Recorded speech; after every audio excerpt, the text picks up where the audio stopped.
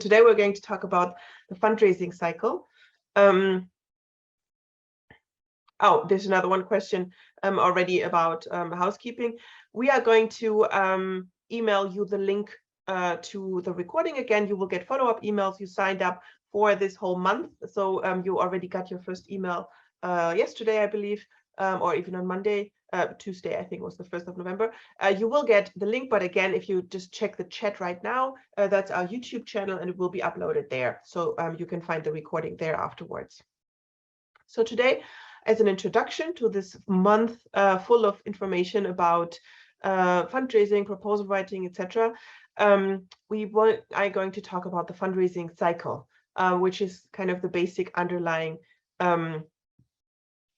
principle and of fundraising, and it's going to be really helpful if you understand all the steps to make sure that all of your actions are aligned and that you can actually use the time and resources that you have in the most beneficial way. Just to start, a couple of words about myself. My name is Eva.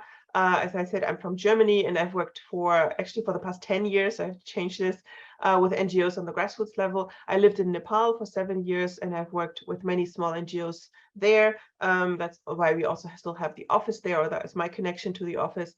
That I've worked in Kathmandu for a while. I've also worked with NGOs in South America and Europe, mostly in the field of capacity development and fundraising. And my PhD thesis was actually about sustainability in development cooperation and development projects. So that's a topic very close to my heart.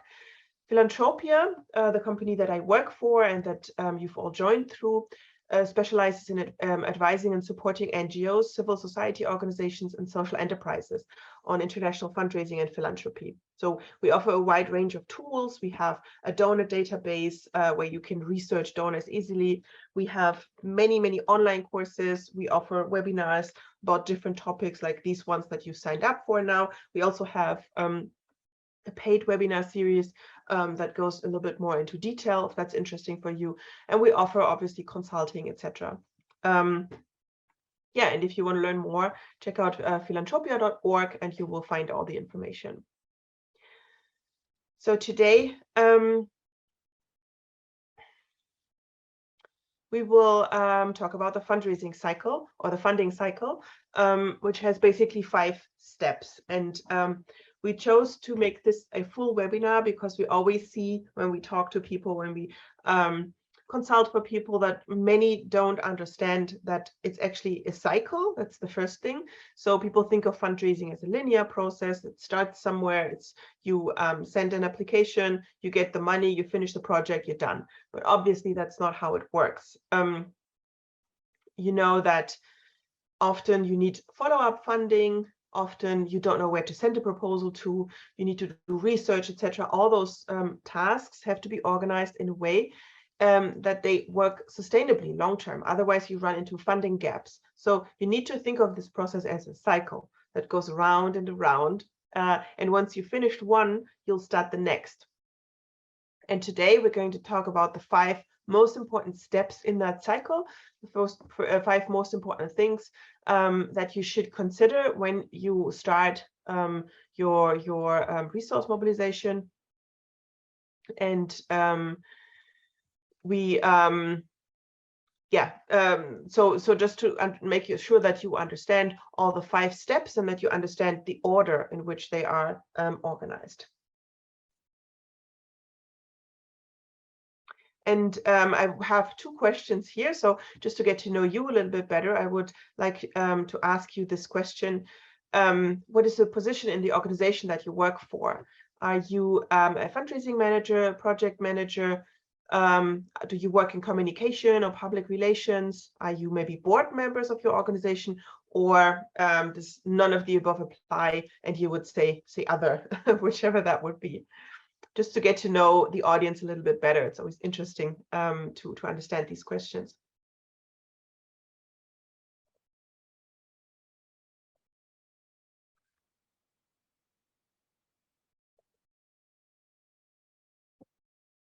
Okay, just give it another 10 seconds. So if you haven't clicked yet, you can still click now. Okay, so thank you very much for answering this. So 16% of you are fundraising managers, 26 or 1/4 project managers, which is what I expected. 10% work in communications or public relations. 9% are board members. That's also very interesting. And 40% have other job descriptors. Yeah, that's great. Thank you very much for sharing this with us. It just makes a little bit of a difference, obviously, if the audience is just fundraising managers, they have a little bit more knowledge maybe about the steps. But I know that project managers often have to do the fundraising, have to get their own money and find their own money. So they have many of those fundraising responsibilities as well. So yeah, that's great to know. Thank you very much. So we'll start with the step 1. We've basically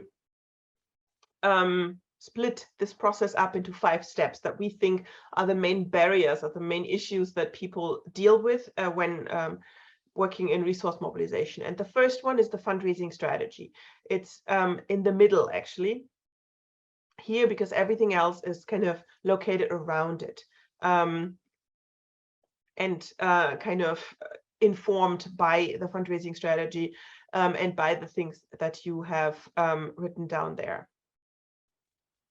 So what is the fundraising strategy? The fundraising strategy is a document that gives you guidance, that gives you a direction for your fundraising and makes sure that everybody in your organization knows what you want to do, what you have to do, which direction you're moving into with your resource mobilization. So the strategy should basically answer 3 questions, like every good strategy. I actually did another webinar about the fundraising strategy yesterday, and one of the comments I got was, "Oh, this is just like an organizational strategy." Well, it kind of is, because it is a strategy document, and most strategy documents have the same parts. They look at the past, they look at the history, lessons learned, they look at what is needed, where you want to go. And it doesn't really matter if it's about the fundraising or if it's about the projects, etc. But you need to know where you want to go. And then you need to describe how you want to get there. And that's the main part of a fundraising strategy, because it tells you exactly the steps that you have to take to implement your fundraising strategy. The first step is done by an analysis, by an evaluation of past fundraising exercises. Again, when I talk to NGOs and when we consult with NGOs, about the fundraising strategy, often I ask them, so did you do an evaluation of your fundraising? And they say, yeah, we always have to do project evaluation, but that's not what is meant by this. You really have to look at your resource mobilization. So not what did go well or not so well in the project, but what did go well in the process of fundraising for that project. So did you have to write 20 applications and just got 1 yes? Or was it 10 applications and 1 yes? Or did you use other instruments in fundraising, and how much did you invest in this process, etc.? So you have to evaluate your fundraising process from the past to understand where you're at today. What are you doing? What is working or is not working? And then you need to know where you want to go. And in the fundraising strategy, this means how much money do you need? Which kinds of projects do you want to implement? So for that, you need to have something like a business plan, like an organizational strategy, where you line out, where you really formulate the objectives of your organization, the goals. So which projects, how much stuff do you need for that? Do you need buildings? Do you need to pay rent? How much money do you need for project implementation, etc.? It doesn't have to be the perfect budget and every pen is accounted for, but you need an idea, because if you don't know where you want to go, then it's very difficult to get there. Obviously, it's true in reality, and it's also true when developing these strategies. And then the third part is the most important, I would say, because it's the part where you define how you want to get there. So here you can focus on action points, on tasks, on things that you have to do. So if you have decided you need, let's say you need $100,000 in the next 3 years to implement the projects you want to implement, then you have to decide how do you want to get there? Which instruments do you want to use? Do you want to apply for grants? Do you want to run a crowdfunding campaign? Oh, I don't know why this came back. I didn't want to see that. Do you want to run a crowdfunding campaign? Do you want to ask corporations, businesses in your community for support, etc.? So you have to decide, how do you want to raise funds? And then you can break that down into smaller action points and tasks. Like if you know you want to apply for grants, you probably have to do donor research. You have to find potential partners. You have to network with them. And you can always assign responsibilities to these tasks already. So say Peter has to do donor research next month, and Mary has to contact 5 donors next month or something like that. It can be split up into tasks, and those tasks are action points that can translate into a work plan, which will then help you to actually implement your strategy. So it shouldn't be long either. It doesn't have to be like 10 pages or 40 pages. Sometimes we see crazy things. It needs to be focused on the action points, and it needs to be a document that can actually be used and is not going to sit on a shelf and collect dust. Again, why do you need a fundraising strategy?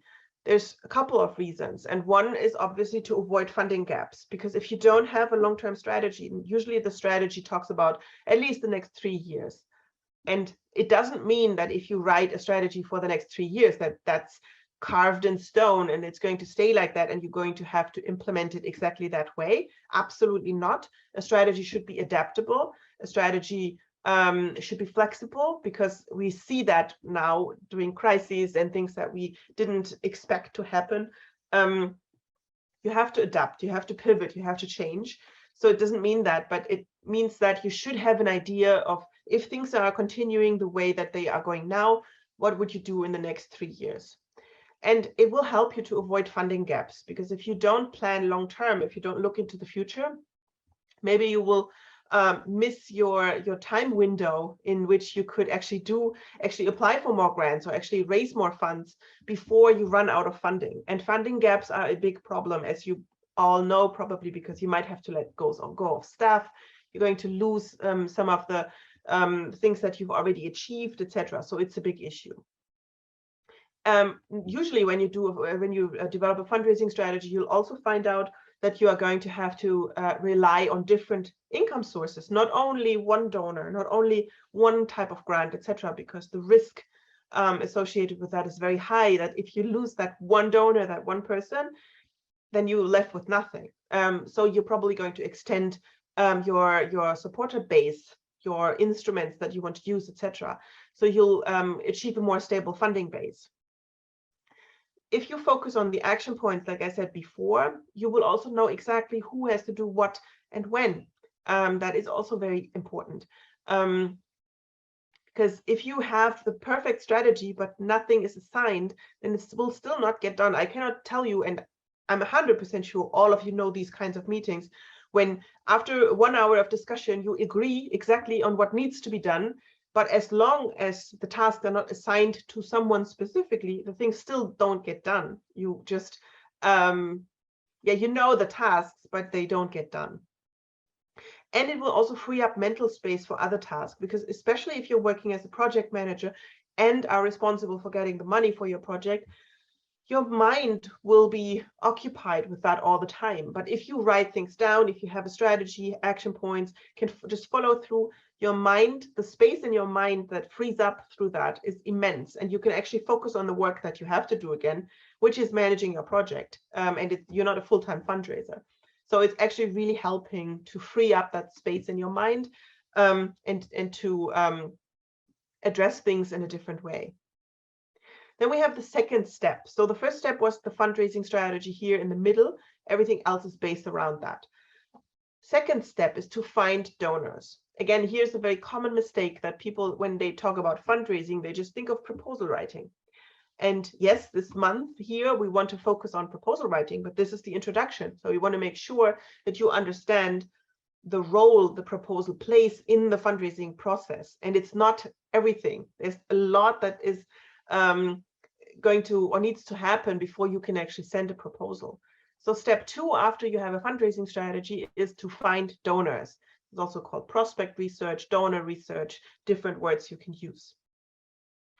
So here I just very quickly want to share with you the easiest techniques to actually find donors. If you're interested in this, if you want to learn more about it, we do have an online course specifically about donor research. We also have a donor database, which might be interesting for some of you, where we have done research for you. It's a database where you just put in the country where you work and the area of work, so children, education, etc.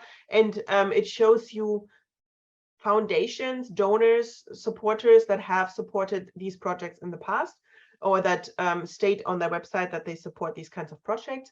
And then you can take it from there. So it already gives you a list. It's called donordatabase.org. Also check it out if you want to. It's really helpful. It's actually here, the one you see on the right, that is the search mask of our own database.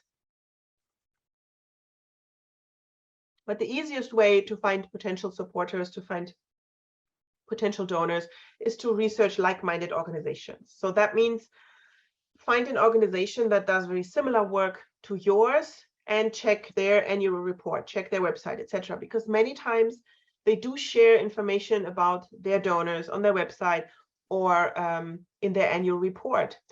Organizations like, last time I checked, I did that live, I checked, I think it was Save the Children. They have a complete list of all donors that gave more than 20,000. So you have foundations, you even have categories, like I think it was 20 to 50, 50 to 100, 100 to 250, and 250 to 500,000. And then you have foundations in there. Obviously, you have individuals. You probably don't want to contact individuals because if they have given 100,000, if a private person has given $100,000 to Save the Children, yeah, probably they don't have another 100,000 lying around. But the foundations are interesting. The institutional donors are interesting because if they have supported a project that is similar to yours, now we think that your work is similar to Save the Children, then the probability that they would like to support you as a similar project is high. So those are a great start. So it will give you names. It will give you a great start of with organizations that you can then further research and see if they might be interested in supporting you. The donor websites have a lot of information. So you can just simply Google grants for environment, Nepal, or grants for education, Tanzania, something like that. A lot of foundations come up that way because obviously they want to be found. They have designed their SEO in that way. And you will find a lot of information on those websites. Obviously, also, if you find supporters of similar organizations, the first thing you should do is, again, check out their website to see if they have any information. Then something that is always undervaluated and not used sufficiently is your own contacts, which means your organization's contacts, but also your own contacts and the contacts of people that work with you. Because in this sector, people move about very much. So they change position, they go from one foundation to the next, etc. And often they have contact and they have knowledge that they bring with them. But this is not used in a strategic way because sometimes by coincidence, you find out, oh, they know someone at Ford Foundation. Oh, that's interesting. But if you have something like an institutional memory where you collect all business cards, all visiting cards, collect contacts that people have, prior conversations, emails, etc., just to make sure that all conversations that have happened are saved somewhere, it's much easier for you to find out if anybody has contacts. And just asking at a meeting, at a team meeting, asking, well, we are looking for a grant for support for this project. Does anybody have any idea? And sometimes even like project stuff, other people might have ideas. Your current and former donors is the same. First of all, if somebody is supporting you or has supported you in the past, they are much more likely to support you again. So just ask them. And that's, again, something that NGOs just don't tend to do. They just say, oh, the grant has run out, so that's that, bye-bye, here's the report, and never seen again.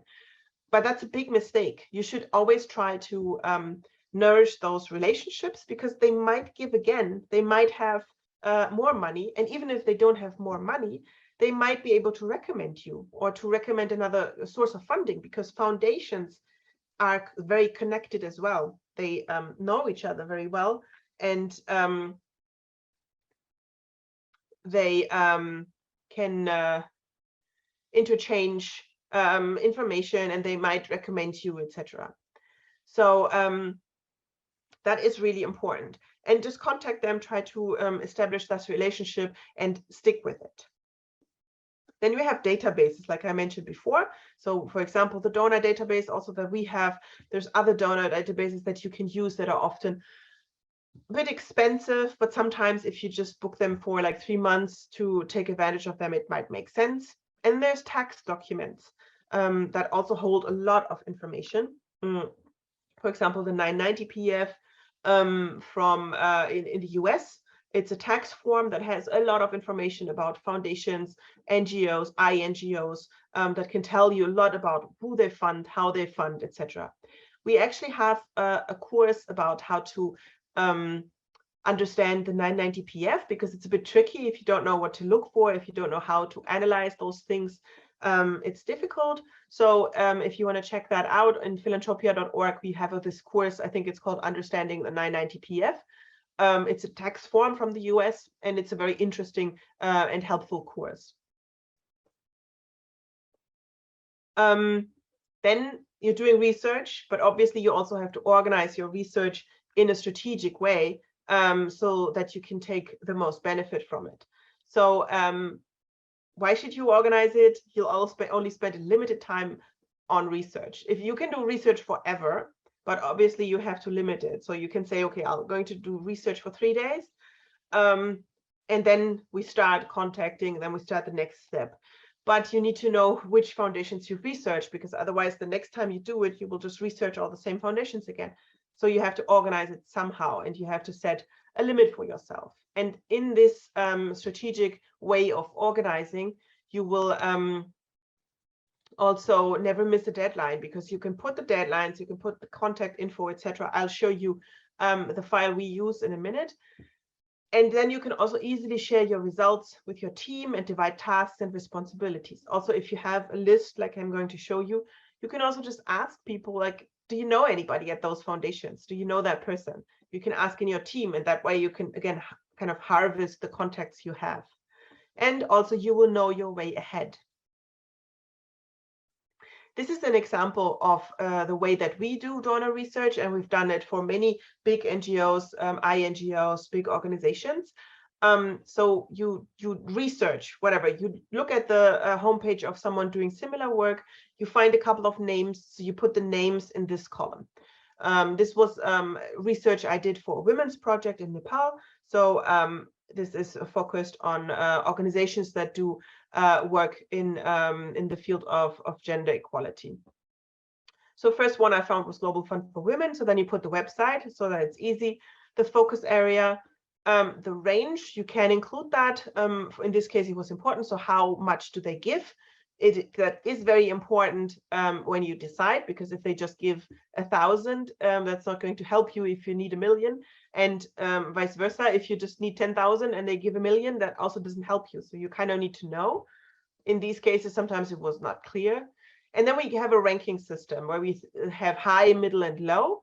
That means a very high probability or a high overlap of goals, of objectives, etc. So those are the ones that we would contact first. Then we have middle, which is maybe not so much, but not nothing. But I also include the ones that have a very low rank, because again, if I don't, then I will just research them again if I do this after a year, because you won't remember. Then we include the application information.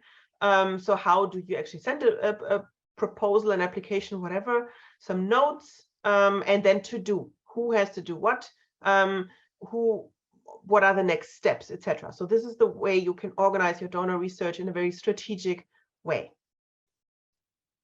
Okay, we come to the third step of the fundraising cycle. Again, you see that we're rushing a bit through this, but this is today, it's an introduction. We have further resources, courses, etc. on all the steps.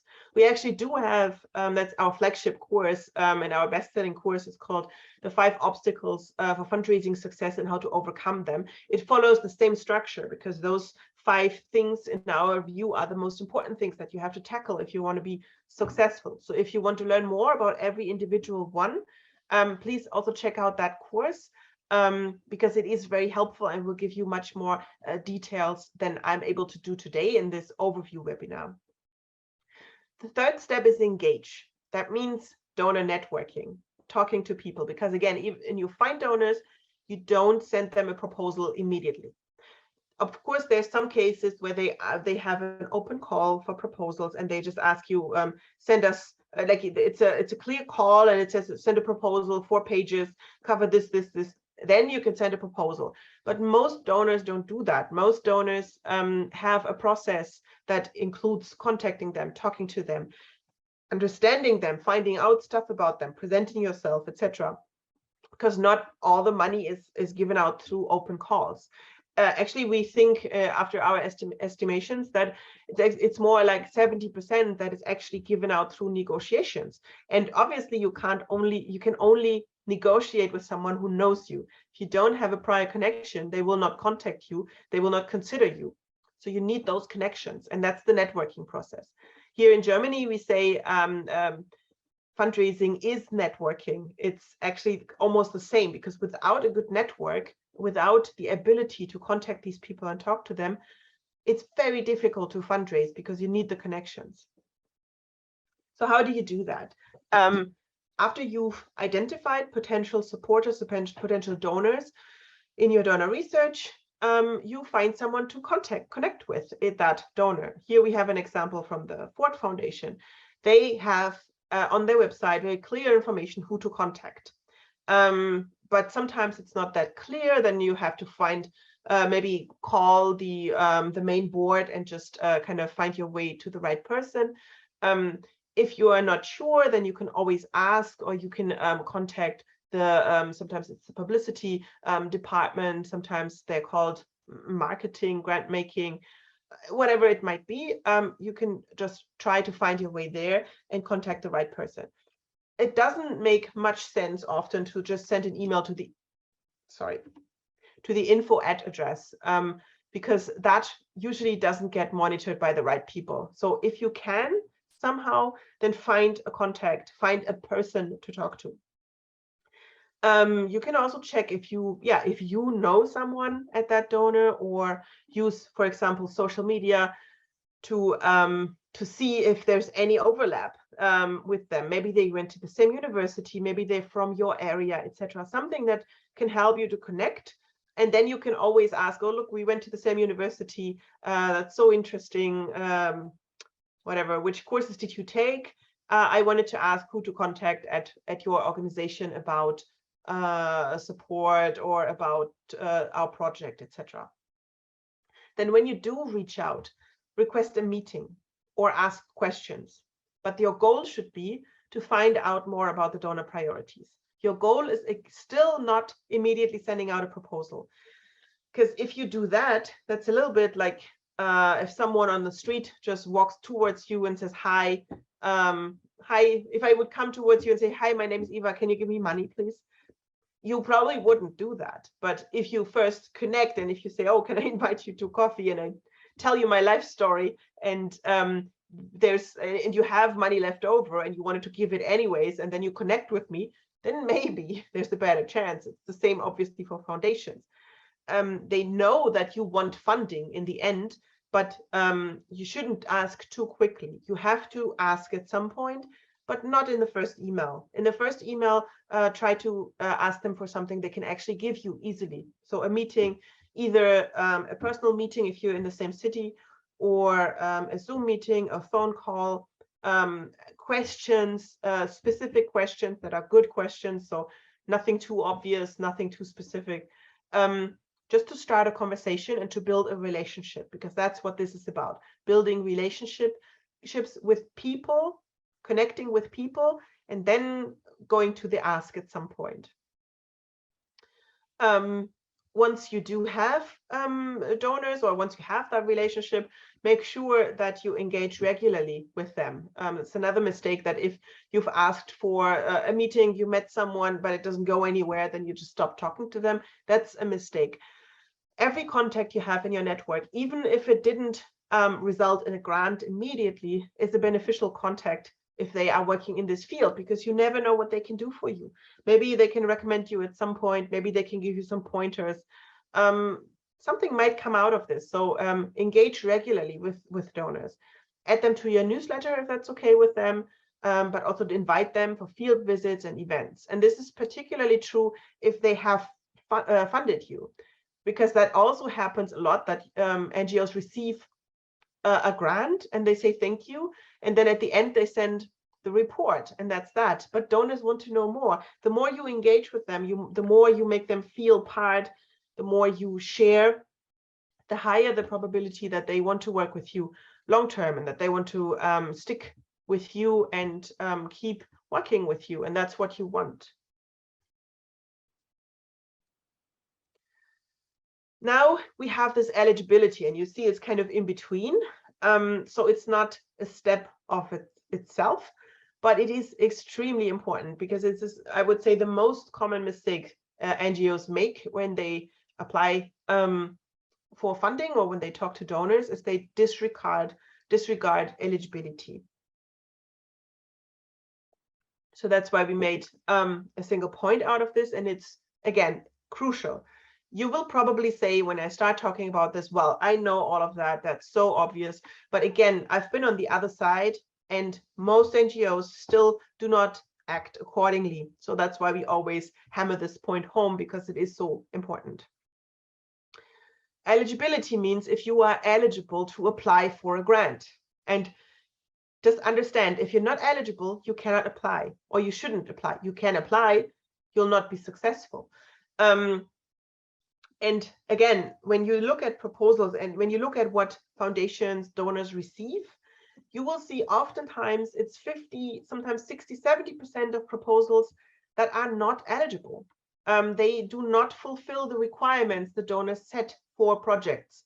And that's a big mistake for everyone involved, because the donor gets annoyed because they have to read hundreds of proposals that never had a chance. For you, it's annoying, or for the NGOs, because they put in so much work to finish a proposal and to send over a document, and it was all for naught, because it never had a chance.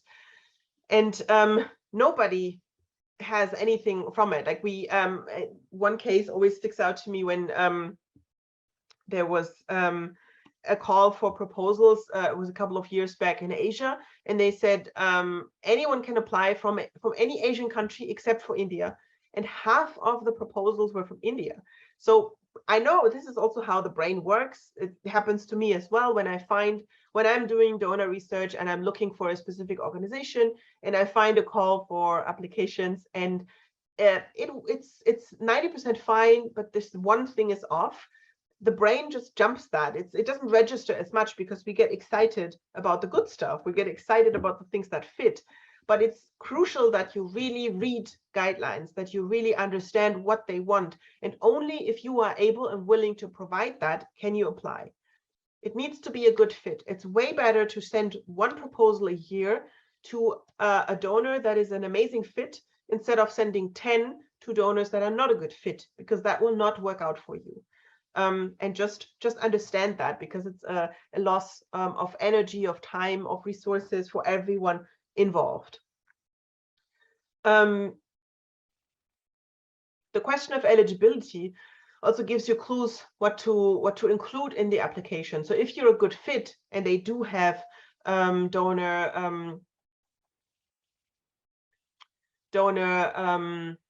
they have guidelines. Those give you clues what to include, because they will also tell you whatever. You can include this much stuff in the budget, so that means, okay, you should focus on that. Or they will tell you if they focus on sustainability, if they focus on other aspects. So that the guidelines actually give you a lot of information. But the question of eligibility is also a great opening to connect with donors, because you can, if you don't understand something, or if you're not 100% sure, you can ask the question, like, what about this? What about that? Can this activity, would that activity qualify, etc.? That's a great way to start a conversation, and that's what you want, because as we said before, you do want to talk to the donor before you send anything, ideally. Not only because it's a bit rude, also because if they know you and they get your proposal, then they will maybe look at it with more goodwill, because they already know you as a person. But if they receive 100 proposals and they don't know any of the people, it's very difficult to read and understand and completely grasp 100 proposals that are maybe 10 pages each. You need a lot of time for that, and they don't have that time often. So if they know you and they see, oh, this NGO, we have talked to them, we had a meeting, oh, they all seem great, then maybe your chances of getting chosen are already higher. So you really do want to have that prior conversation, that prior connection with the donor, the project officer, the grant officer, etc., whoever might read the proposal, to kind of already have a reputation with them.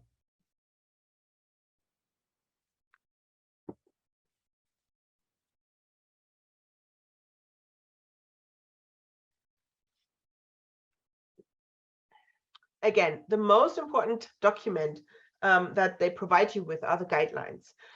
So I always recommend to print out the guidelines and just put them next to your desk if you work on any proposal, on any document for a donor, because that will help you really to write a good proposal and to answer all the questions the donors have, and to write a document that will be successful.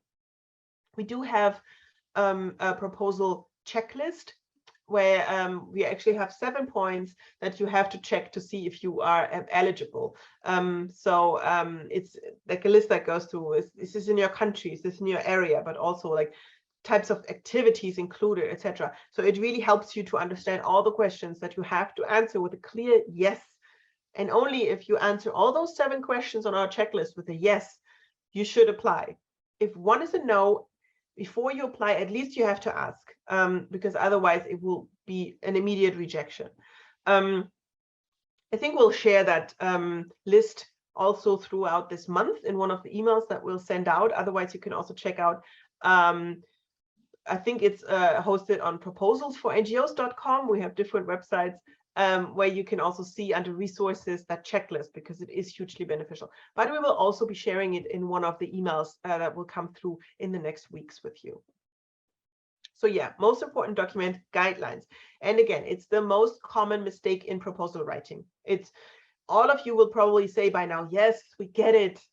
We have to do what they want. Yes, but again, being on the other side, I keep seeing this mistake. It's the most common mistake. That's why I just really want to stress it with you. And then we get to the 5th stage, which is the proposal, the application in whichever form it might take place. Often it's a proposal, sometimes it's a concept note, sometimes it's just a 1-pager, a pitch deck, whatever the donor wants or asks you to send.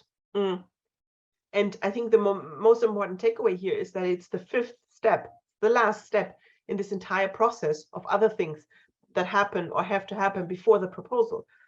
And here you see again the disconnect between many people who think that fundraising is proposal writing, but it's not the same. Proposal writing is one small part of the fundraising process, even if you're just talking about applications for grants. But there are other steps that have to happen before that, and they are crucial because they all prepare you to be able to write a good proposal. They give you information and intelligence to write good proposals, to write great proposals. And it's all necessary to actually get through and to have a chance of register with the donor. So I have another question here for you, but I will, here we go. I would like to ask you, have you written successful proposals for your organization? Or maybe not yet, or you're not sure because you have one in the pipeline and you didn't get an answer yet.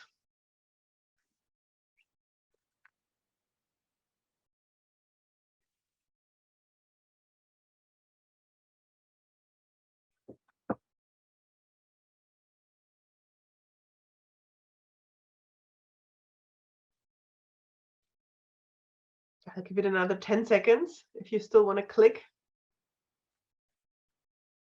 Okay.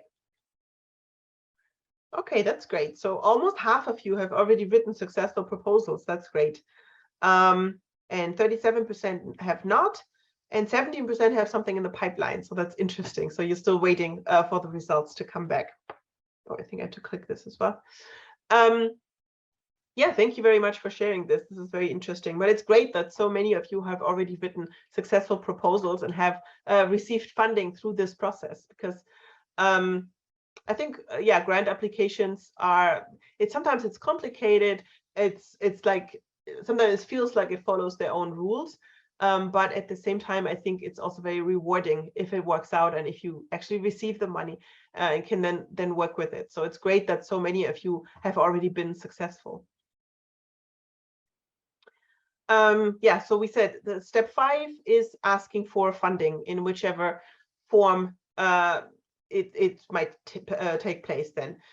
By then, you should know what the appropriate way is. So by then, after having researched the donor thoroughly and have talked to them and networked with them, you know if they want to have a proposal, if they want to have a concept note, if they just want to have a presentation, a one-pager. You should know that, because that is the information you collected. How do they want you to present your project? Yeah, then you need to know if it's a proposal or a concept note. The main differences are like things that are covered, but also obviously how many pages, the quantity, etc. We have resources about that as well if you want to check that out. You can also establish partnerships. You can apply together if that's necessary, but also establish a long-lasting partnership with the donor. And here you can also, you know that you have to be precise. So at some point you have to make the ask. I know I've been talking about how you shouldn't ask for money immediately now for a while, but at some point you do have to ask, because otherwise you're just having a conversation for the sake of a conversation. That also doesn't make any sense. They do know that you would like to be funded by them, otherwise you wouldn't have contacted them probably. So at some point you do have to make a precise ask and not just say, oh, we would like your support, or we would like to work with you, etc. But say, okay, we have this project, we need X dollars for this. Is there a way we can work together? So you need to be precise in this step, but you should know what they want to see. You should know what they actually want to do by then, because you have networked, you have talked to them, and you kind of know what they are about. We'll just rush through this because we also, in this month, we have a much more focused webinar about the proposal. The parts of a normal proposal that you cover are the introduction, the summary, so what's this about, the rationale or project background, so why is this issue important? This is a very important section, because if you cannot make the donor understand why your issue is important, then it doesn't matter how great your solution is. If they don't understand the problem, then they don't understand the necessity. So this is an important section. Then you describe your goals and objectives. So what specifically do you want to achieve? What are your objectives, a little bit midterm? Talk about strategies and activities. So how do you want to actually achieve those goals and those objectives? What are your projected project results? So what do you think you will achieve with your project? What do you think will be the results that you can present afterwards? Then you talk about beneficiaries or participants, so who will actually be part of your project. The budget. This is something that many fundraisers do not like to develop, because yeah, it can be difficult, it can be challenging, but it's again very important. It's like a description of your project in numbers, and donors really focus on that part. A timeline where you describe what will be done by when, what are milestones along the way, when will the project start, when will it end, etc. Then you need an idea or a plan for monitoring and evaluation. What are the indicators? What are going to be the indicators that will show project success, etc. This is closely connected to the results. And often you need a sustainability plan. So how is this project going to sustain itself long-term? How is the long-term perspective? Which again is also crucial and very, very important for donors to see, because they don't want to give you money and then the money disappears after the project and there's no sustainable impact. Yeah, and those are the 5 key steps to the fundraising cycle or the funding cycle, the grant cycle, whatever you want to call it. Here in this last arrow from apply to find donors, you see it continues, because after you've applied, you will have to go back to your research file and see, okay, what's next? Do I have to do research again, or do I want to contact the next donor, etc.? Usually you have a couple of those cycles going on at the same time. And also in this stage between the application that you sent out and the next step, the research again, or whatever you might go back to, you should evaluate at least within your team the process. So did it go well? Did everybody work together nicely? Did you use your resources in an effective way? Do you need to change anything? What lessons can you learn from that? Will that maybe even affect your fundraising strategy? Maybe you need more budget because you need a donor database, or maybe you need to change some instruments because you've realized, oh, this specific thing doesn't work for us. Like the fundraising benefit dinner that we do every year doesn't work, because you would evaluate fundraising measures for specific projects, and then you change that up. So that will influence your fundraising strategy again. So all the lessons that you learn during the cycle, going round and round, you will use them to become better in the next cycle that you run through with the next donor, with the next project, the next grant. That's why it's displayed as a cycle, and that's why it's so important that all those steps are interconnected and will influence each other. If you want to learn more about the fundraising cycle in specific, we have developed an ebook that we will send to you tomorrow. In the next email, you'll have the sign up link for that, or maybe we'll also share the link. I'm not 100% sure if we have a direct link to this or if it's just in the email, but you will receive it definitely in tomorrow's email. You can download it for free. It's an ebook about the fundraising cycle, the steps to it, and what you have to keep in mind for this. We do have online courses that I kept mentioning throughout this webinar about many different topics. Like we have the flagship course that covers all the 5 points that I talked about today. We have a course, for example, about European Commission funding, about funding from USAID, about how to develop a log frame, etc. Many specific courses that you can check out, and you can find them all on philanthropia.org. We also have free courses, about a small course about donor research, the 990 PF, etc. So you can check those out. And because you joined this webinar, you can get 30% off any of those courses with the coupon code PFN users. So if you want to sign up for any of the courses on philanthropia.org, use PFN users and you'll get a 30% discount on those. Yeah, and with this, I come to the end. Thank you very much for attending. And now we still have some time left for questions. So I think I'll stop. I think I'll just leave this up and see if we have any questions.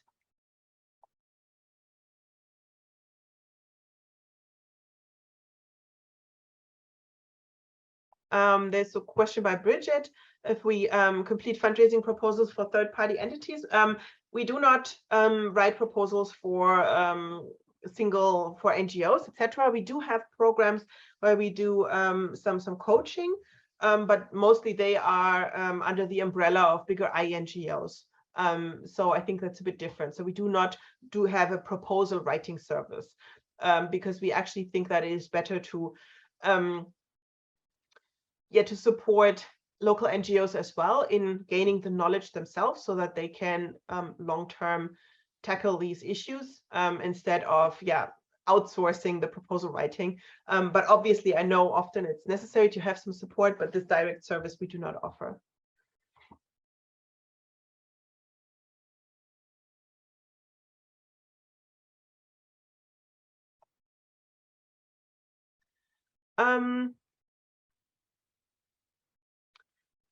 So then there's a question. For refugee-led organizations in Uganda, it's challenging to apply for opportunities. What can we do as a startup to meet the conditions where they ask for a local contribution?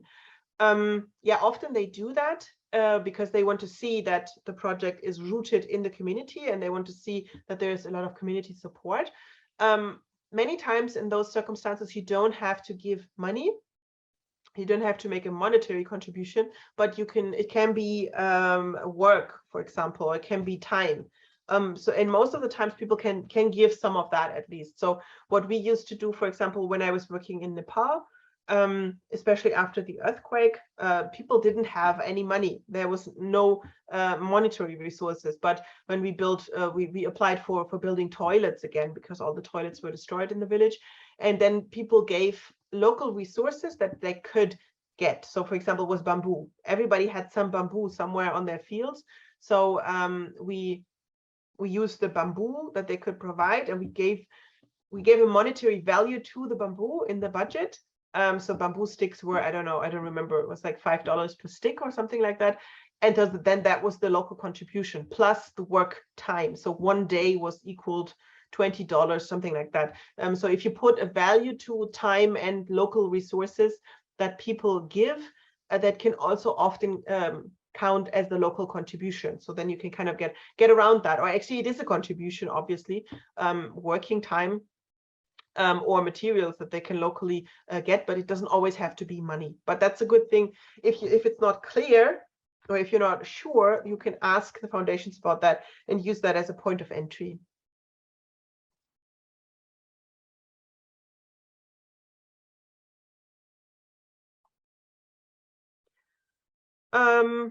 Yeah, I think next question is about if there's a big difference between the private sector and the NGO sector, and I wouldn't say so. I mean, there's plenty of stuff that NGOs can also learn from NGOs, and that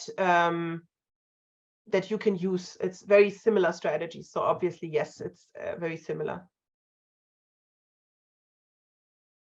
From Peter, if you want to learn more about that research matrix, Zoom is acting up now. Sorry, I'll have to do this.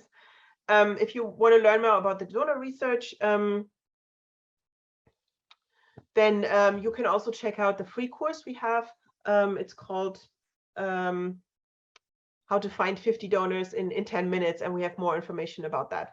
And also, again, we do have online courses with more resources about that, and you can check out our website because we have articles about it as well. It's very simple. Basically, you just put the information that you find about donors into an Excel file, and then you can work with that.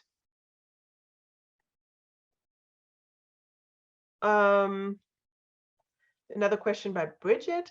What are the differences between awards, prizes, competitions, and grants? Some competitive awards appear very much the same as grant proposals. Yes, often they're the same. One of the difference that I find usually is if it's a prize, often it's about a project that has already happened, and a grant usually is for a project that is going to happen. So prizes and awards are often given out for projects that have ended, but that were very successful or that had a great approach, etc. While grants are given for projects that are going to happen in the future, but still the structure of applications is often the same. And then, competitions are often just grant applications with a different name. Yeah, you just have to carefully read through the guidelines, and then to this webinar by Philanthropia. My name is Eva. I think probably most of you already know me from one of our other webinars. Today is actually a Q&A because I know for those of you that participated in the last webinar we had last week, unfortunately it got cut. We don't really know why. As I told you in the beginning of the webinar, we sometimes have issues with Zoom at the moment because we've changed from the webinar function, from the meeting function to the webinar function. And it tends to happen that those things get cut. We don't really know why. It hasn't happened since, so we hope that we're in the clear now. But unfortunately, the time for questions was cut very short. So we decided to have this Q&A session today.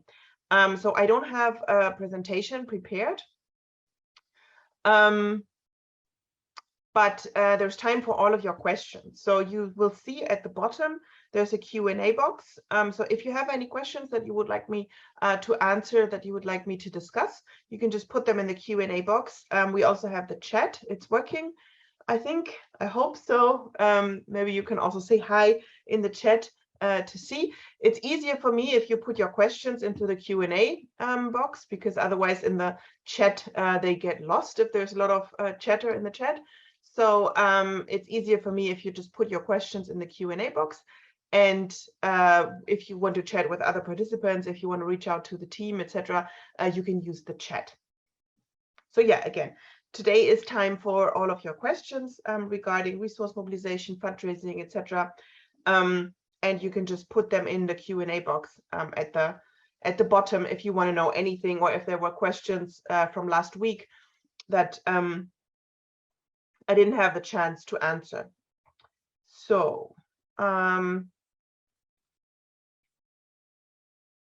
let's see if the chat is working, because I don't see anything in there.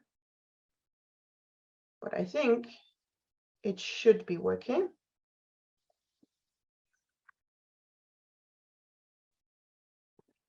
Let's see. So again, if you have any questions, you can just type them in, and we can continue from there.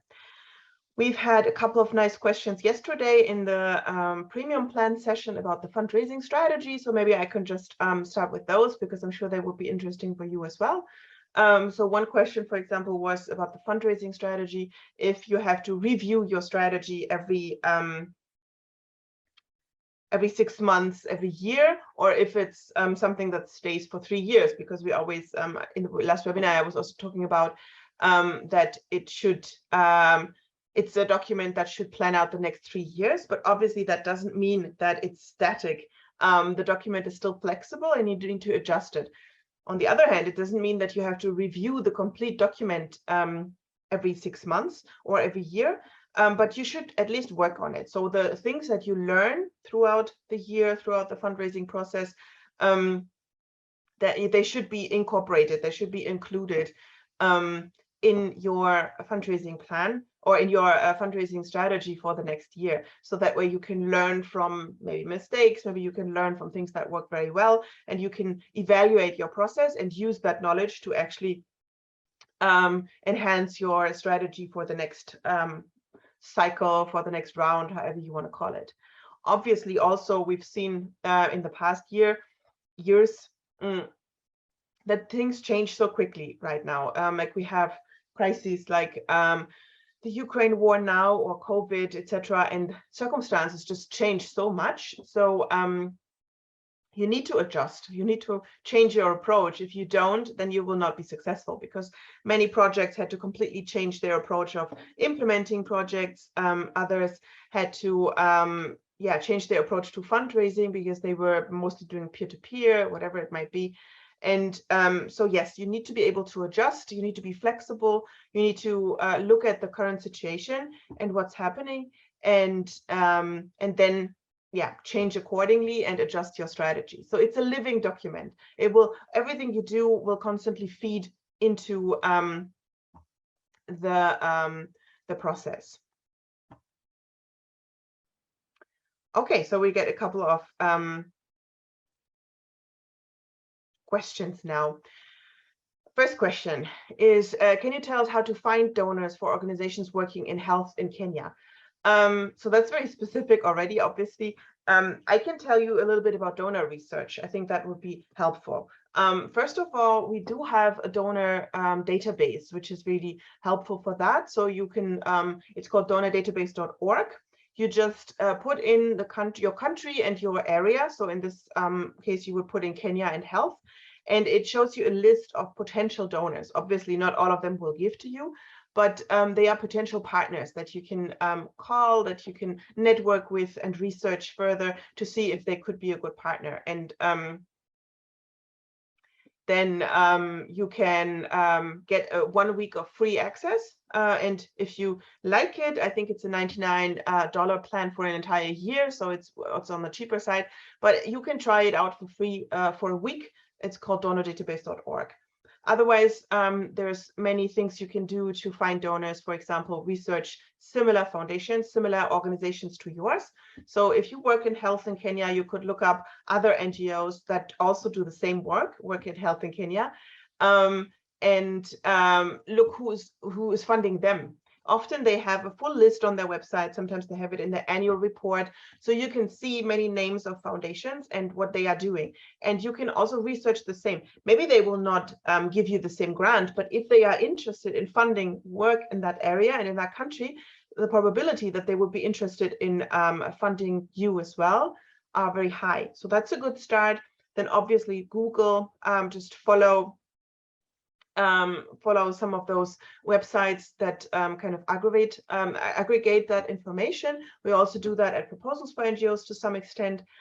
So that is very helpful. That's how you can actually find some donors already. But I think the easiest tip that we always give, and that is working also even when we do donor research, is researching similar organizations. It's one of the easiest things that you can do. So thank you so much, everybody, for saying hi. I see we have people from all across the world, from Nigeria, from Kenya, obviously, the USA, from Lesotho, Togo. So many people from the African continent today, Uganda, and DRC as well. So yeah, thank you so much for joining. I think it's because of the time frame as well, because 11 in, oh, somebody from Nepal. Hi, that's great. That's where we have our office, and my team, the team is in Nepal. I think the timing works obviously best for Europe and Africa, but I'm in Germany, and so we that's why we chose this time slot as well, because it works well for most people. Okay, so the next question from Anna-Marie. I had problems with my connection.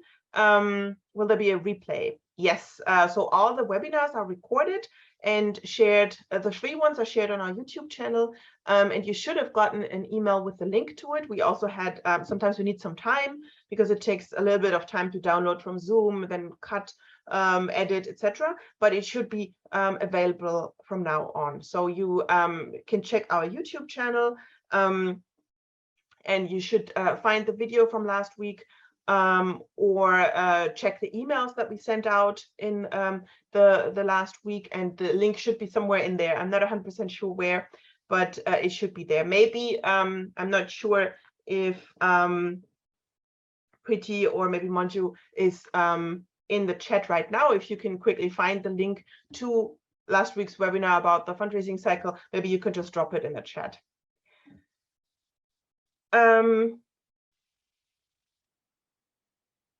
Okay, the next question is very similar.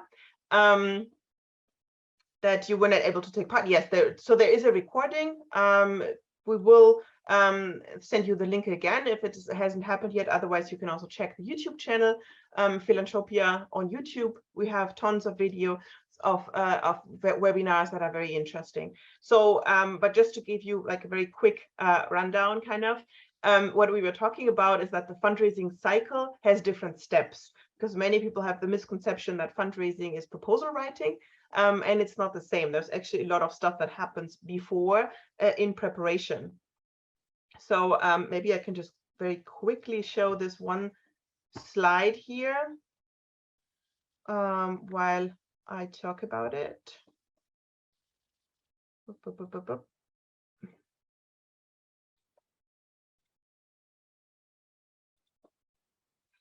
That was not supposed to happen. Sorry. See, I just want to quickly show something, and then this happens. Okay, here we go.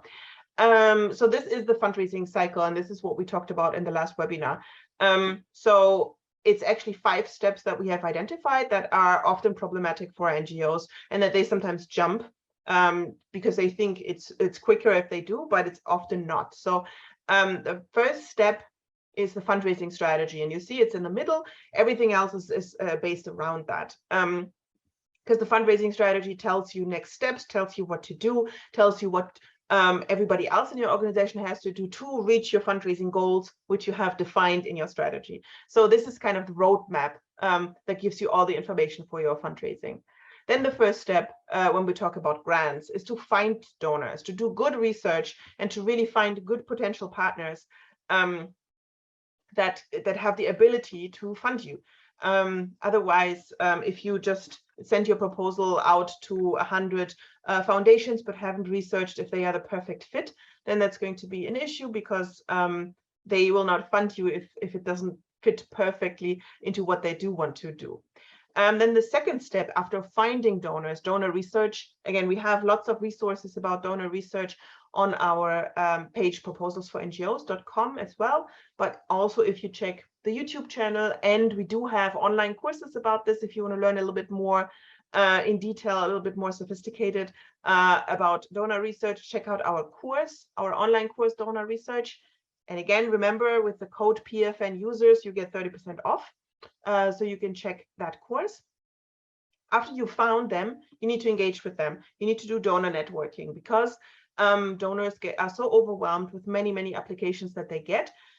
And you need to network with them so that they already know you, that you find out more about their priorities. You can collect intelligence to make your applications better, higher quality, and to really find out if they would be a good partner and if you're a good fit.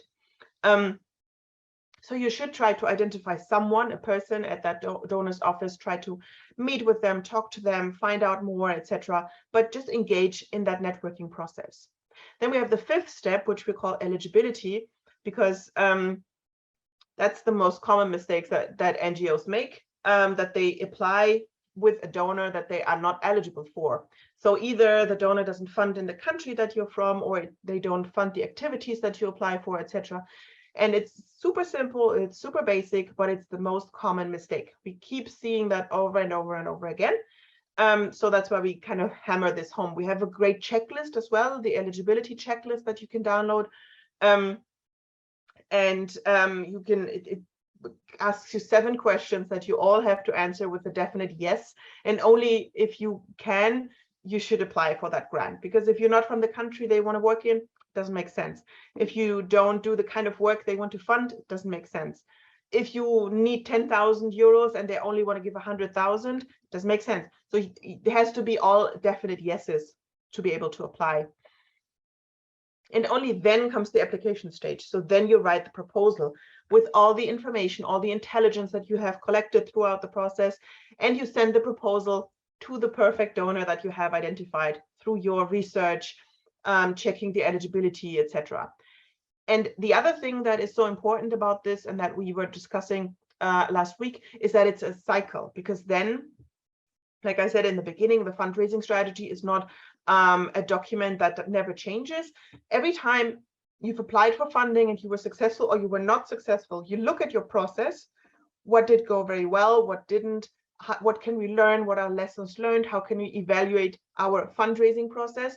You take that knowledge, you take those lessons that you've learned and apply them to the next cycle, because it just goes on and on and on. Because as you know, even if you win a grant, you need to apply for the next one. It just keeps going. So it's not a linear process with an end, with a beginning and an end, but it's a cycle, and you have to go through several cycles to actually be successful and to get enough funding for your NGO long term.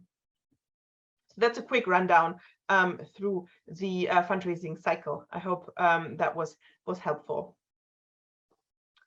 Then the next question or comment is by Chris. I have a hard time to access a few of the free documents on your website.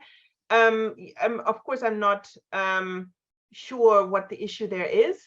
If you have problems, you can always contact us at info@philanthropia.org, and my team in Nepal will help you to figure out what the issue is. I don't know what it might be. Sometimes for some stuff you have to sign up with your email, some stuff you can just download.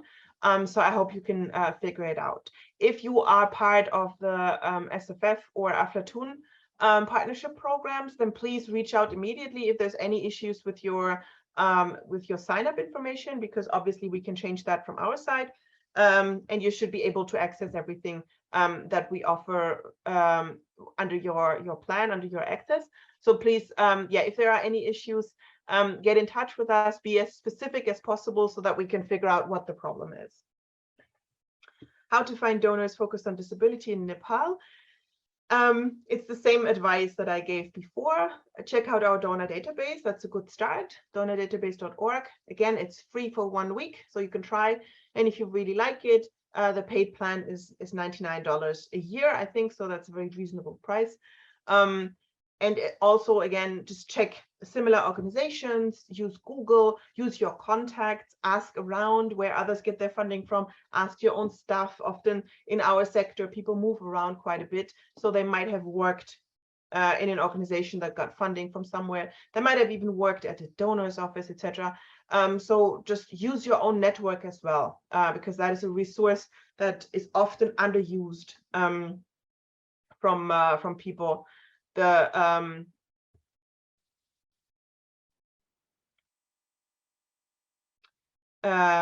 what am I saying? It's the the network itself, the network that you have yourself, the network of your former donors, your current donors, your employees, your partners, etc., is often not used properly, but they have a lot of information probably already. So once you start asking around, once you start discussing this more, you will also get more hints of who could be a good donor.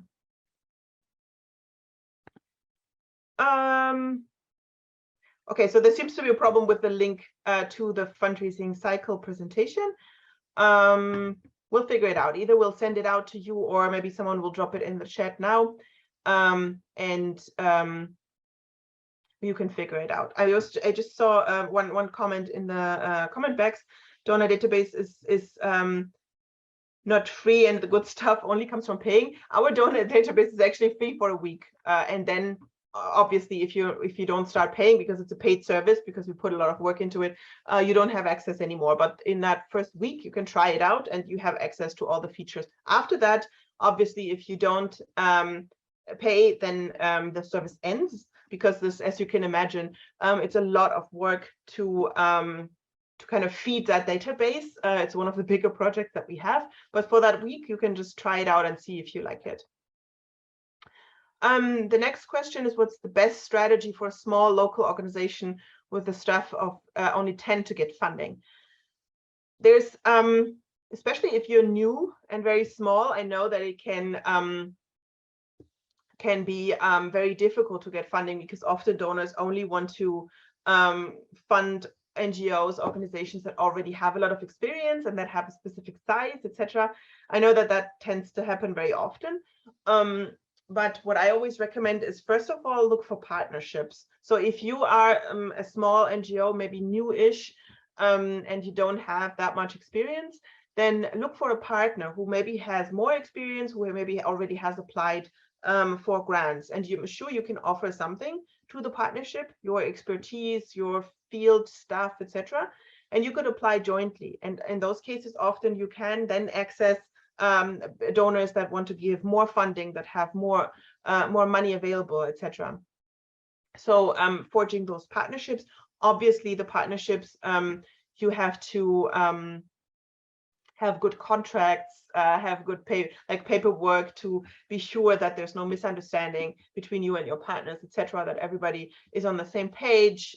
So you need a good agreement, like in terms of reference for your partnership, because otherwise that can become problematic very quickly as well.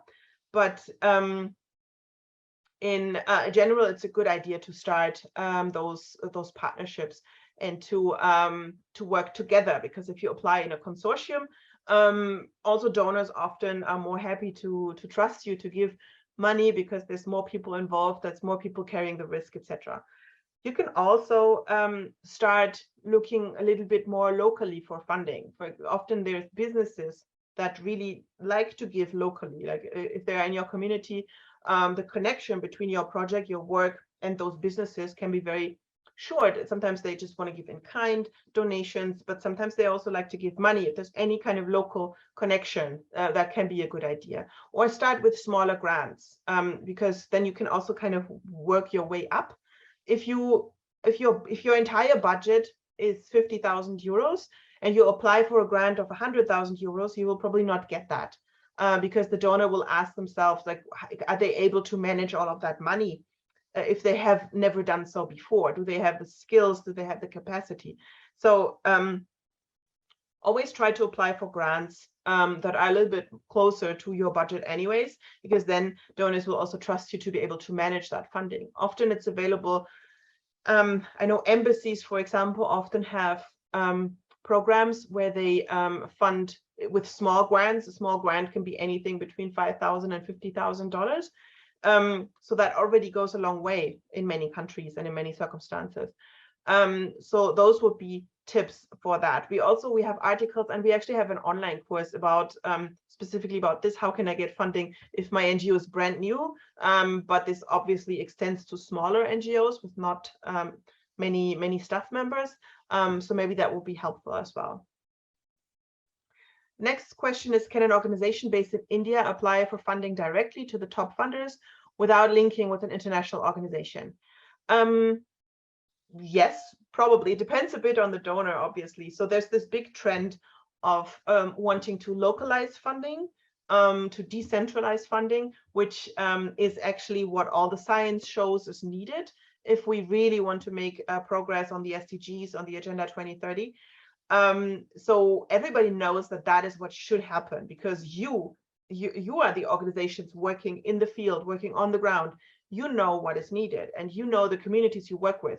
That INGO in between, they probably don't know that. They know how to administer money, they know how to choose projects maybe, but often they lack the local knowledge, the real knowledge that you need to have an impact. So in theory, everybody knows that that would be the better way. If you as an NGO in a developing country or in an area where you want to implement projects, directly apply for money and it doesn't go through another INGO. But what happens is that very often it doesn't happen that way, because there's sometimes lack of trust. Sometimes there's also an issue with the regulatory environment. As you know, in some countries, it's not possible to transfer money directly to an NGO from abroad, from other countries. Sometimes you have to show specific papers. It can be very complicated. So that's why often bigger donors still choose INGOs to go through, to channel the money through. But when we look at the data, I know my colleague Eric, he has done some research for Tanzania. I think it was a couple of years back, but he looked at grant distribution from bigger donors to Tanzania. And he actually found out while looking at that data that a lot, I think it was more than 20% of grants went directly to small NGOs, also from foundations in America, etc. So it does happen. So if they allow that, then try to do it. If you don't know if they allow it, ask them, enter a conversation, and also explain and lobby, because that's also part of fundraising, of resource mobilization, to explain to those donors why it's such a good idea to fund you, why it's such a good idea to fund local organizations instead of giving all the money to INGOs that then gobble up a lot for themselves before they distribute money to actual projects. No, so that is something that we all kind of have to do if we have the opportunity, is lobby with donors to actually go through on that promise of localizing funding more, of decentralizing it. Because that is a promise that most donors gave in all those declarations, etc. Because we know that it's the better way. We know that it's the way that works. So we kind of have to keep them accountable as well. But it's difficult. It's a challenge. Often you can get around that if you also enter like a consortium, if you maybe find an INGO that is willing to cooperate with you on an eye-to-eye level. But it is a challenge, definitely. Then there's a question on where to look for information in case the proposal guidelines are not clear. Don't look for it, ask for it. This is a great opportunity. If you read through everything, if you've gone through the website and everything, and you can't find the information you're looking for, that's a great question to ask. And that's a great way to start a conversation, because that's what you want to do. You don't want to, sometimes, obviously, if it says don't contact us, etc., and don't talk to us, just send us the proposal, okay, then maybe adhere to it. But even in those cases, sometimes it's a good idea to establish a conversation. But otherwise, you do want to talk to them before. You kind of want to have that conversation and kind of want to understand the donor more. And then when you apply, then they already know your name, they know your project, they've talked to you, you have some kind of relationship. So that will probably help you in the process. So if there's something where you feel like, oh, the guidelines are not clear, I do not understand what I should put in here, then send an email and ask the specific question. But it should be a question, obviously, that is not easily answerable on the website. If it's like, if you didn't read the guidelines closely and you just missed it, then that just shows that you're not putting in the work. But if you have a very specific question and really want to find out, and it was not available on the website in the guidelines, that's a great way to start a conversation and to start your donor networking process. Yeah, make yourself known, find out more, because that's what this networking is for as well, to get more intelligence about what they want to see. They might give you some tips only face-to-face. Sometimes the guidelines are not, whatever, they had their board meeting and they changed a couple of things, but they're not reflected in the guidelines yet. And if you talk to them, then you're the only one who can actually cater to that. So that personal connection is key, and this is a great entry point, because usually also those emails get answered. If you have a super specific question about the guidelines, you'll probably get an answer. If you just reach out generally, sometimes it's a bit difficult to get them to answer. The next question is, how can I network with donors? Yeah, that's a big field. Often we say fundraising is networking. It's basically the same, because you always kind of draw from your network. You will always fall back on those connections. And the best fundraisers are the ones that are very well connected in many different organizations, in many areas, etc. So that is a challenge, and you kind of have to be a people person to do that. It's very difficult if you're super introverted and you don't like to talk to people. That's difficult. But you can also learn that. You can practice these things. So, for example, one thing that you can do where you can network very well, they don't happen as often anymore, but it used to be like workshops, conferences, etc. And you should always have this idea in the back of your head that you do want to network, not like walking up to everyone and saying, oh, I want your money, but just getting to know them, introducing yourself, introducing your organization, listening. In all those conversations, it's always much more important to listen than to talk, to learn about those donors and to learn about what they want to fund. So if you go to any meeting, any workshop, any conference, that's a good opportunity to network. But again, if you research donors and you find a donor's website that sounds super interesting and they fund work in your area and they fund stuff that you also do, you can reach out.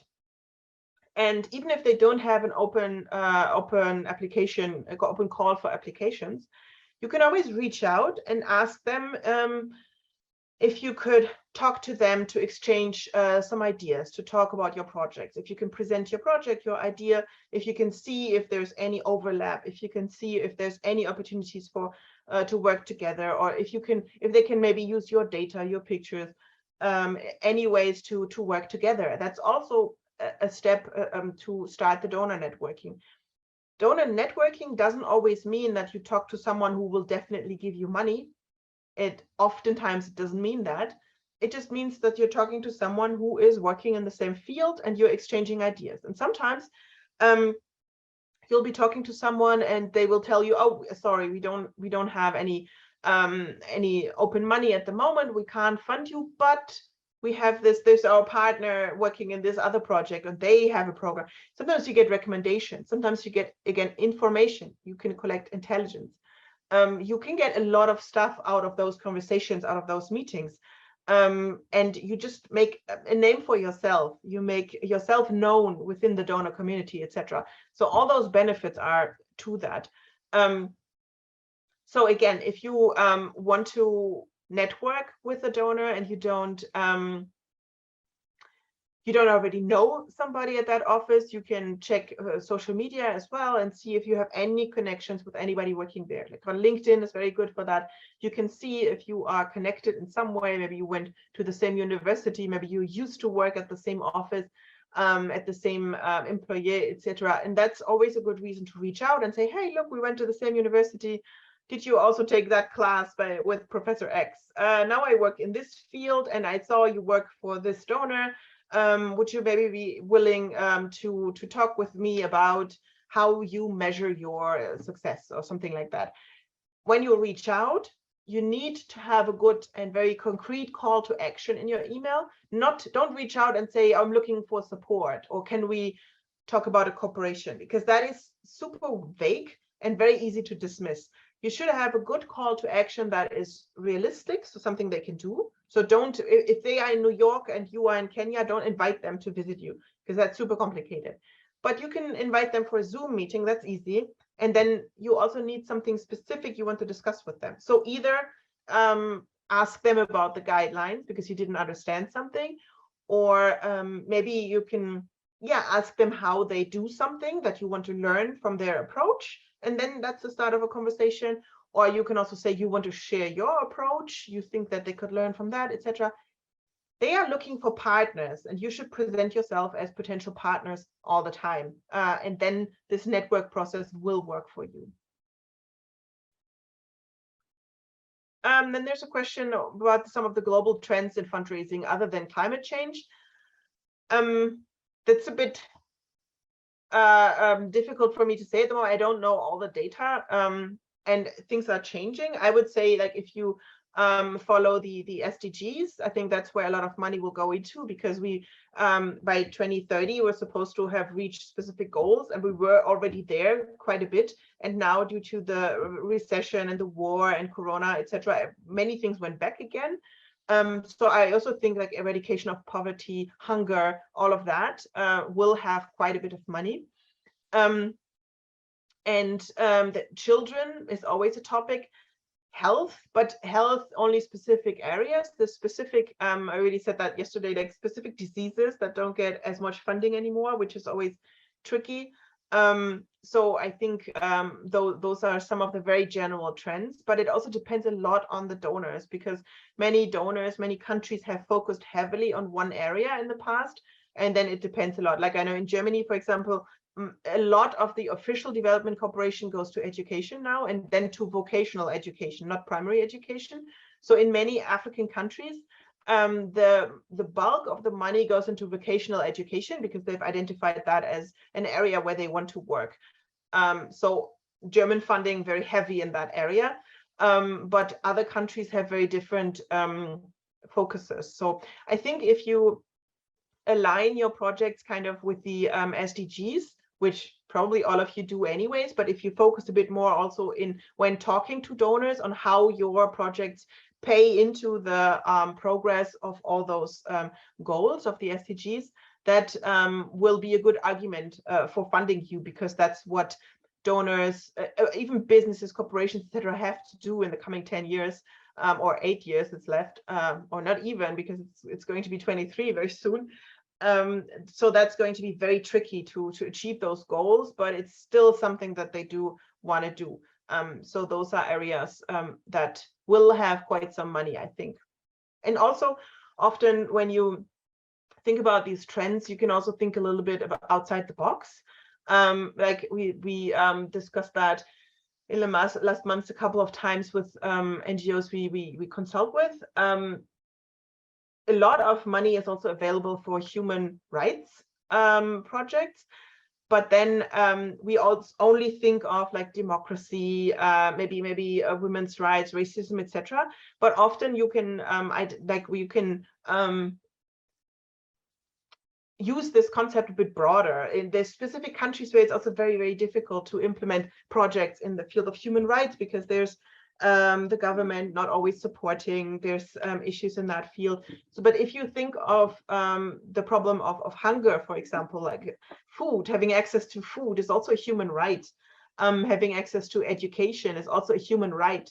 So sometimes if you use a bit of, I don't want to say fantasy, because it's not fantasy, it's based in reality, but if you use a bit of creativity, sometimes you can also pay into different SDGs, into different areas that you wouldn't directly say you work in. When we ask someone who works in education, which field do you work in, obviously they say education. They don't say we work in human rights, but it is a human right.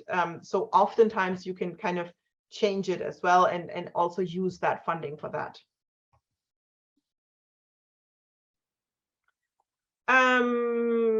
So Chris says that he sent it. Yeah, please send it again. I don't know. Sometimes things get lost, especially in this month when we have so many webinars and so many emails coming in and out. So it might have got cluttered. So please just send it again. And we'll try to fish that one out and answer you as quickly as possible. And then there's another question, is it okay to follow up on a failed application? Yes, definitely. Sometimes donors take the time and even tell you what the mistake was or what the issue was.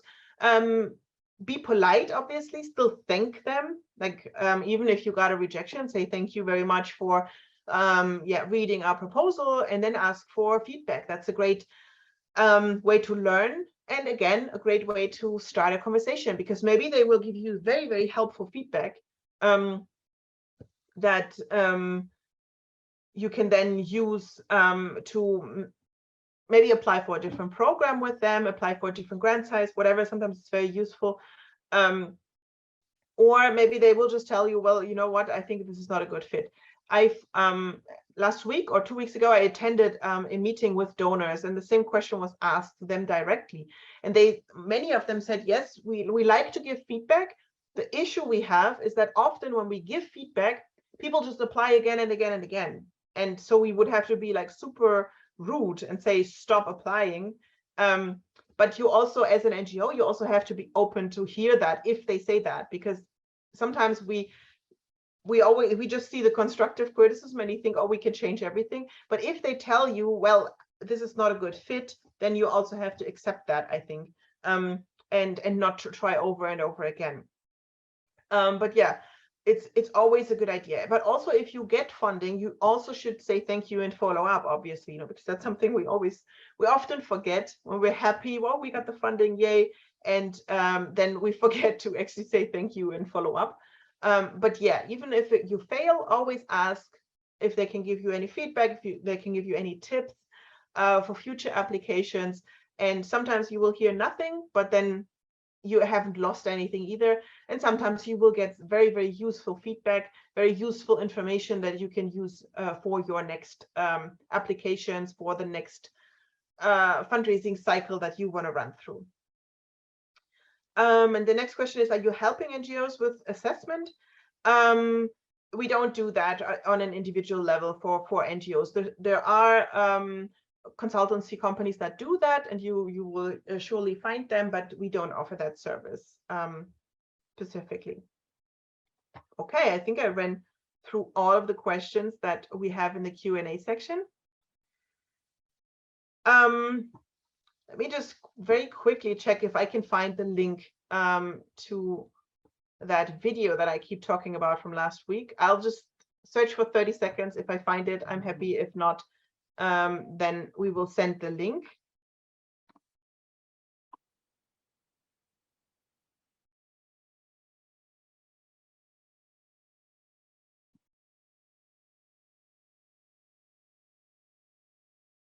Yeah, I can't find it. Sorry.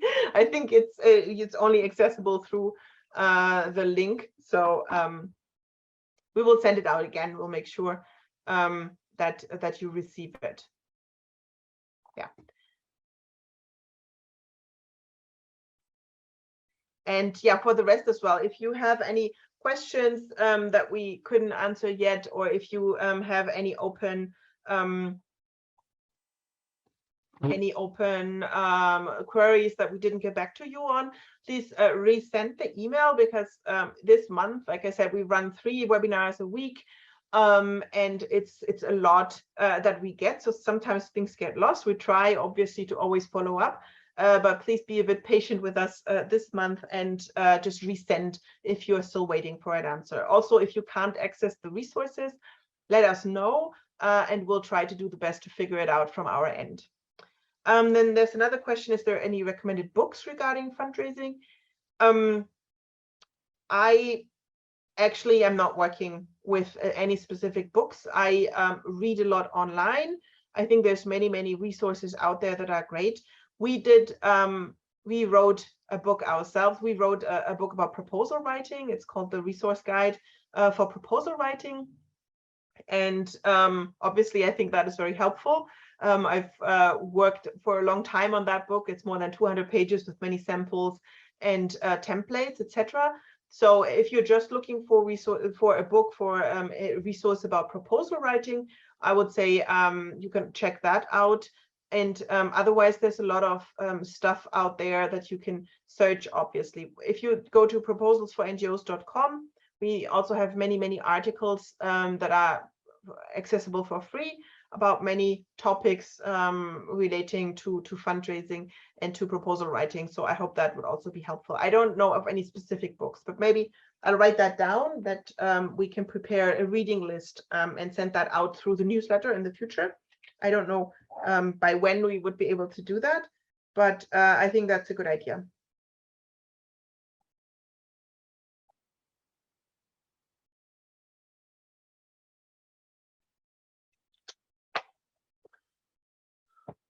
Okay, so I think no more questions coming up. I hope this was helpful for you, and yeah, that I was able to answer all the questions that you had. Again, I'm very sorry that our last meeting got cut short. We hope that doesn't happen again in the future. And yeah, we will try to make this a monthly thing, to have a Q&A session where we can just answer open questions, where you can just ask anything related to fundraising, because I think sometimes those questions, maybe you feel like they don't fit within the webinars that we have scheduled, but you still want to ask them, and we want to give you this forum. So I think we'll make this a monthly thing. I hope you are all signed up for our newsletter, and then you would get the notifications for that. I think yeah, I mean, you probably know all these things, but the settings is you have to set, I think you have to put the Philanthropia address where the sorry, now my brain got stuck.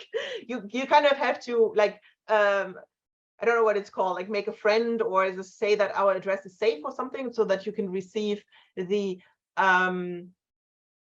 emails in your usual thing, and they don't go to spam. Okay, you all know what I mean. I just make a word salad. I don't know why. But if you want to receive the newsletter, if you want to receive also notifications about our webinars, these Q&A sessions, resources that we publish in the future, just make sure that you check all of our emails, because we see that sometimes they go to spam, etc., because our list is so big. So just if you kind of click that button and make sure that you receive and read our emails, you will not miss any of the resources. But yeah, thank you. Safe senders list, that was the word I was looking for. Sorry, sometimes I just can't think straight when I'm sitting in front of the camera. We don't have a WhatsApp group. We do have a LinkedIn group that you can check out. We also have a Facebook group, but to be honest, the Facebook group is not very active at the moment, but obviously we can change that. If you want to put life back into it, because there is many people in that group, you can also do so. Yes, this session is recorded, and we will also upload it and send the link out. Again, I think because it's not part of the open webinars, but it's part of the November Masterclass, it's not, you can only access it through the link, but we will send out the links again in one of the emails that will go out in the next days. So you can access last week's session, today's session, tomorrow's session. We have a free session tomorrow, so I hope I will see some of you again. Topic tomorrow, I think, is the role of the proposal in the fundraising cycle, which is also very interesting, because we will talk about the role it plays, and how you can use proposals, how you can write good proposals, etc. So it's tomorrow at 1 hour later. I think it's at 12 my time, 1 hour later than today. But we will also send out a reminder email for that one.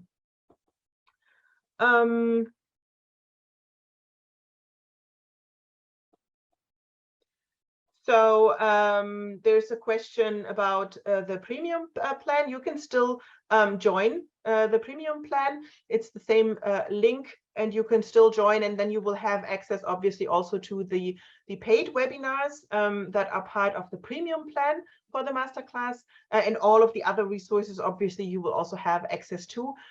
So that is absolutely no problem. You can still access that, and we have some great webinars coming up next week as well.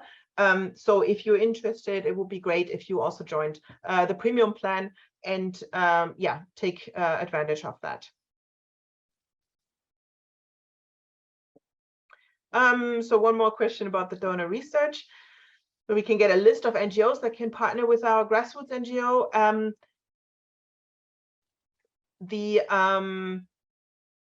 There's like a list like that is difficult. You can find some services that do that. You probably, many of you also know FFN, Funds for NGOs. They also have a newsletter that goes out where you can get a lot of information. We have the donor database. It's called donordatabase.org. You can try it out for free for 1 week. And if you buy the premium plan for the masterclass, which is $50 for developing countries and $100 for developed countries. If you join that, you get a 1-year access to the donor database as well. So that is also included in the premium plan for this masterclass. It's a bit difficult for me to manage links and talk at the same time, so I can't really drop the link, but I will try if I can still do that. The donor database is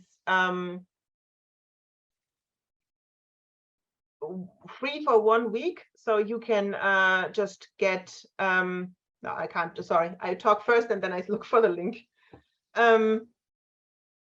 Okay, now maybe you can also post the link to the premium plan again into the chat box, Pretty.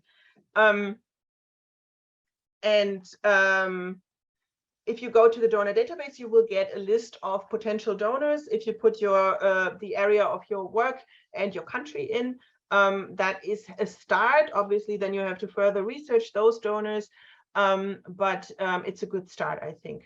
Otherwise, like I said, if you look for donors, check like-minded organizations that work in the same field that you do, and check who they work with, who they partner with, where they get their money from. That is always a very good start and a very good hint. Again, the premium plan for this month, which includes 4 paid webinars that are much go more into detail. They are exclusive for the paid plan, and the ebook resources, access to the donor database, etc. It's a whole package. Is for developing countries is $50, and for developed countries $100. And we just left the options open, so we trust you that you choose the plan that is correct for you. So you can just click it and choose that plan, either $50 or $100. But now I will just take those 20 seconds and search for the link to drop it here, because otherwise maybe you don't have the access to it.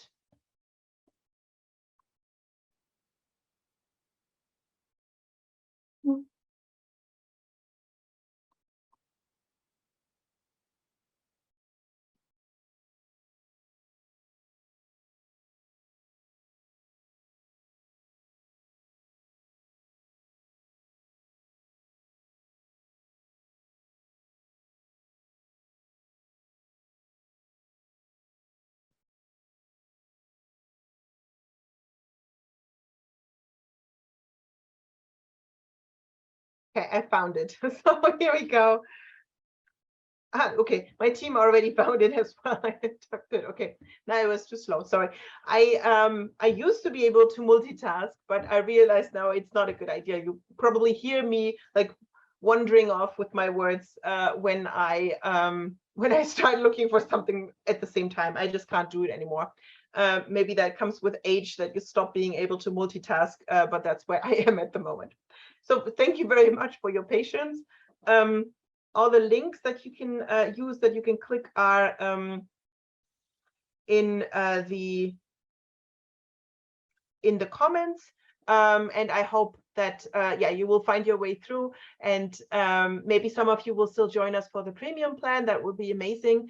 And I hope that I see many of you again tomorrow in our next webinar about the role of the proposal in the fundraising cycle. And yeah, that we will again see you next week. We'll make this, like I said, a monthly thing. So make sure that next time to sign up again if you have questions, if you like this format. I personally like to join Q&A sessions also for other courses that I attend, because I also learn so much from the things that other people ask and the doubts that they have, because sometimes you never even thought of that question. So I think it's a very good way to gain insight and get different perspectives. So I would love to stay in touch with you, to keep these sessions, to learn more about the issues that you have, and to then also be more helpful from our side to be able to, yeah, to get those resources out and to get those answers for your questions.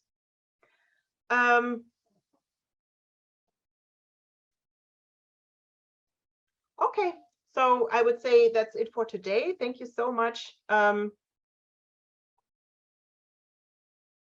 Thank you so much for attending. I hope to see you again tomorrow.